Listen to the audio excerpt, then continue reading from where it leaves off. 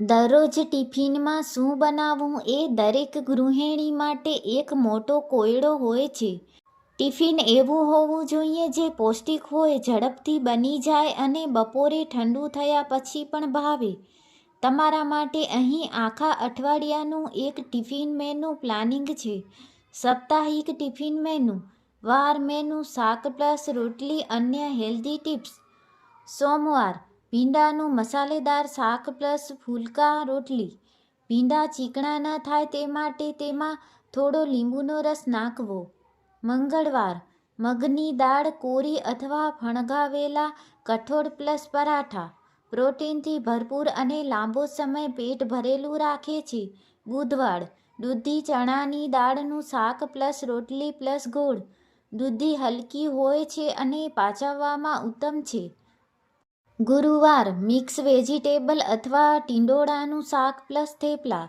થેપલા મુસાફરી કે ટિફિન માટે બેસ્ટ છે, જે લાંબો સમય નરમ રહે છે.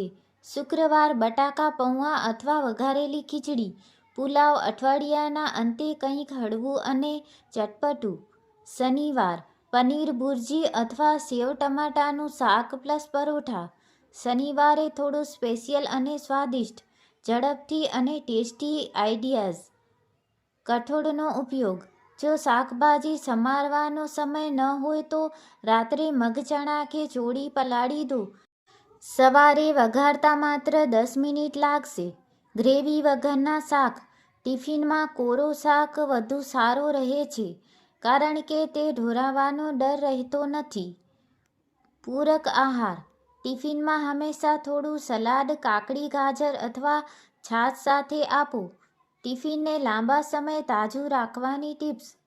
રોટલીને એલ્યુમિનિયમ ફોઇલને બદલે કોટનના સાફ રૂમાલમાં લપેટીને મૂકવી જેથી તે ભીની ન થાય. ગરમ વરાળ નીકળી જાય પછી જ ડબ્બો બંધ કરવો જેથી શાક પાણી ન છોડે. સવારનો સમય બચાવવા માટે પ્રો પ્લાનિંગ. શાકનું કટિંગ. કોબીજ, ફણસી કે ગુવાર જેવા શાક રાત્રે જ સમારીને એરટાઇટ ડબ્બામાં ભરી ફ્રીજમાં મૂકી દો. સવારે ફક્ત વઘારવાનો જ સમય રહેશે. લોટ બાંધવો. જો સવારે બહુ ઉતાવળ હોય તો રાત્રે લોટ બાંધી શકાય. લોટ પર સહેજ તેલ લગાવીને ડબ્બામાં રાખવો જેથી તે કઠણ ન થાય. બટાકા બાફી રાખવા. ફ્રીજમાં 2-3 બાફેલા બટેકા હંમેશા રાખો. તેનાથી છેલ્લી ઘડીએ બટેકાનું શાક, પરાઠા કે સેન્ડવિચ ફટાફટ બની જશે. ટિફિનને લાંબો સમય નરમ રાખવાની ટિપ્સ. નરમ રોટલી. રોટલીનો લોટ બાંધતી વખતે તેમાં થોડું દૂધ અથવા મોણ નાખવાથી રોટલી બપોર સુધી નરમ રહે છે. શાકનું પાણી. ટિફિનમાં બહુ રસવાળું શાક ન આપવું. જો આપવું જ હોય તો ડબ્બાના ઢાંકણા પર એક નાનું પ્લાસ્ટિક પેપર કે ફોઇલ લગાવી દેવું જેથી રસો બહાર ન નીકળે. પરાઠા માટે ઘી. તેલને બદલે ઘીમાં બનાવેલા પરાઠા લાંબો સમય નરમ અને સ્વાદિષ્ટ રહે છે. સ્વાદ વધારવા માટેના સિક્રેટ્સ. વઘારેલો મસાલો. લસણ મરચાંની ચટણી કે આદુ મરચાંની પેસ્ટ બનાવીને ફ્રીજમાં સ્ટોર કરો. કોઈ પણ શાકમાં આ પેસ્ટ નાખવાથી સ્વાદ રેસ્ટોરન્ટ જેવો આવશે. સિંગદાણાનો ભૂકો.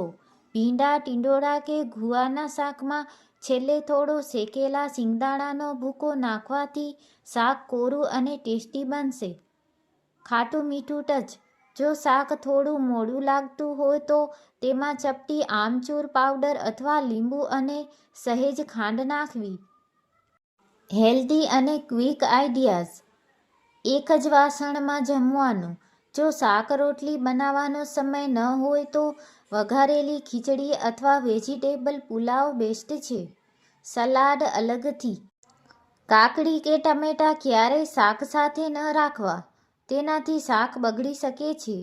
સલાડ હંમેશા અલગ નાના ડબ્બામાં આપવું. Surprise element. ટિફિનના એક ખૂણે 2-3 ખજૂર, થોડી ચીક્કી કે સૂકો મેવો, બદામ, કાજુ મૂકો.